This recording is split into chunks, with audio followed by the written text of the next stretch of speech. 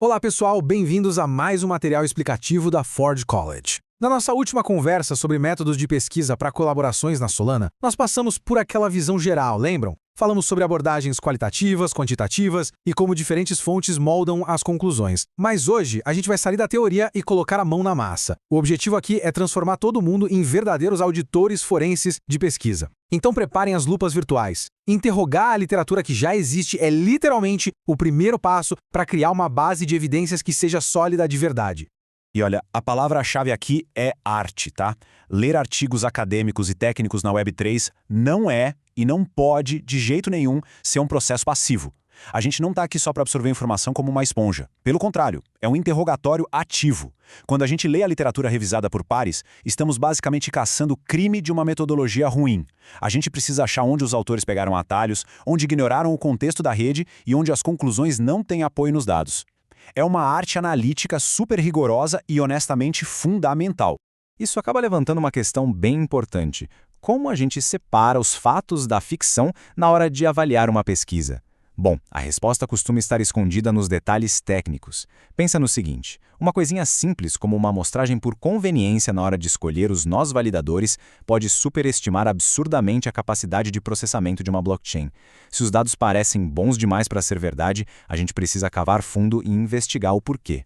Então, qual é o nosso plano de ação hoje para montar um caso irrefutável contra pesquisas mal feitas?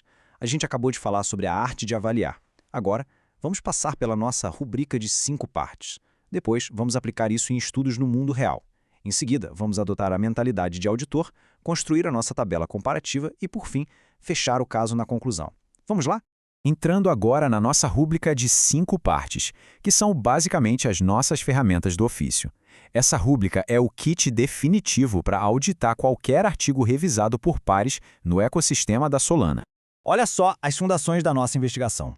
A gente precisa questionar a metodologia e também a origem dos dados, lá em amostra e proveniência. Depois, é essencial bater o olho na validade analítica e ver se rola uma reprodutibilidade real desse código. Para fechar, a gente investiga as suposições e limitações, caçando aqueles vieses que ficam ocultos. E o grande detalhe aqui é, a gente não avalia a intenção ou boas energias, sabe? Precisamos de evidências concretas. Código que roda de novo, topologias de rede super claras, nada de achismo. Bom, a teoria é linda, mas vamos para os estudos no mundo real. Chegou a hora de analisar a cena do crime e aplicar a rubrica em 3 suspeitos que a gente costuma ver muito por aí, nessas colaborações com institutos de pesquisa. Vamos pegar o primeiro suspeito, o artigo A, que foca no desempenho de rede. De um lado, nós colocalizados, que jogam as transações por segundo lá para o teto. Do outro, a distribuição geográfica real. Dá até vontade de perguntar com um pouquinho de sarcasmo, será que os autores rodaram todos os nós no mesmo datacenter ou na mesma região de nuvem e, olha só que conveniente, chamaram isso de desempenho global? Sem o contexto da latência real e da distância geográfica, esses números astronômicos de vazão não significam absolutamente nada. Agora o nosso segundo suspeito. O artigo B foca na experiência de desenvolvimento e integração de ferramentas. Aqui, o crime principal é aquele viés de amostragem clássico. A gente tem que verificar a origem dessas respostas. Será que os desenvolvedores entrevistados foram escolhidos aleatoriamente no ecossistema inteiro, ou os pesquisadores só jogaram um formulário num canal qualquer do Discord e pegaram as 10 primeiras pessoas que responderam? Se os dados vêm de uma bolha tão isolada, a generalização desse artigo é nula, e não dá para basear nenhum investimento estrutural nisso. Nosso terceiro suspeito, o artigo C, aborda a segurança de contratos inteligentes. Achar vulnerabilidade é ótimo, mas tem uma pegadinha aí. Testar contratos sintéticos ignorando as condições da mainnet de verdade. Descobrir uma falha no ambiente de laboratório que é totalmente estéril nem sempre se traduz no caos dinâmico da rede principal da Solana. E outra coisa, se a pesquisa culpa uma versão específica de compilador, mas não fornece os repositórios públicos para a gente verificar os scripts, ela falha feio em avançar as ferramentas práticas do ecossistema. Certo, os problemas estão na mesa. Mas como a gente estrutura o nosso processo de leitura para nunca deixar essas falhas passarem despercebidas? É aí que entra a mentalidade de auditor forense, que é, de fato, a nossa lista de verificação de 5 sondagens. A linha do tempo mental funciona assim quando a gente abre o PDF. Primeiro, a varredura superficial, cruzando o resumo com as conclusões e os gráficos.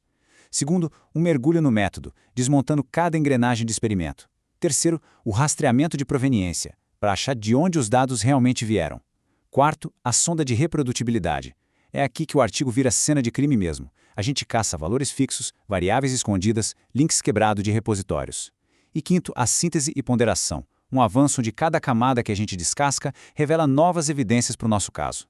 E onde vai parar todo esse trabalho investigativo? Todo esse esforço deságua num único artefato essencial, a nossa tabela comparativa, o arquivo do caso e entregável final. Mas antes de preencher a tabela, a gente esbarra no número super importante, 0. 0 é exatamente a quantidade de confiança que um artigo merece se não tiver absolutamente nenhum código reprodutível ou acesso a dados públicos. Se a equipe de pesquisa não documenta os caminhos que levaram àqueles resultados, a pesquisa toda fica pendurada em confiança cega. E, pessoal, na ciência e na Web3, aquele papo de confie e não verifique não é uma opção aceitável. Sem evidência clara, a credibilidade é literalmente 0. E aqui está a cara da nossa tabela comparativa. Colunas limpas para o título, o método utilizado, a amostra analisada, as principais métricas, os vieses que a gente identificou e o nível de reprodutibilidade. E a regra de ouro na hora de preencher isso aqui é muito simples. Nada de escrever opiniões. Esse documento tem que estar cheio de citações exatas, números de páginas e métricas concretas, especificando, por exemplo, se o teste rodou de fato na mainnet ou só numa testnet controlada. Essa tabela precisa ser pura evidência acionável. Com esse arquivo incrivelmente bem estruturado, a gente chega na nossa conclusão e nos próximos passos, encerrando a nossa investigação de hoje. Resumindo a nossa investigação, levem isso aqui para as futuras colaborações na Solana. Primeiro de tudo, priorizem a reprodutibilidade. Sério, um estudo incrivelmente simples, mas super bem documentado, vale 1000 vezes mais que um resultado revolucionário que ninguém consegue replicar. Segundo, sempre vinculem as métricas, tipo as transações por segundo e a latência, ao contexto experimental delas. Sem contexto, os números enganam. E terceiro, documentem os vieses de forma explícita com evidências que vocês acharam na leitura, em vez de só ficar tentando adivinhar a intenção de quem escreveu. E para fechar o nosso material explicativo de hoje, fica aqui uma provocação para a gente pensar. Será que a tabela comparativa que a gente acabou de criar resistiria a uma auditoria externa bem rigorosa? Afinal de contas, o mesmo rigor que a gente aplica na literatura dos outros, a gente tem que aplicar nos nossos próprios artefatos. Deixar as evidências de forma cristalina na tabela é indispensável, porque ela vai ser a base de dados primária para o nosso próximo passo, onde a gente vai mergulhar de cabeça no território complexo das meta-análises e avaliações comparativas. Foi incrível dissecar as entranhas dessas metodologias com vocês. Lembrando que este conteúdo é uma iniciativa da Forge College. Se quiserem mergulhar ainda mais fundo na arte da leitura crítica, dominar essas nuances de pesquisa na Web3 e continuar crescendo de forma muito sólida no ecossistema da Solana, é só acessar agora mesmo forge.college.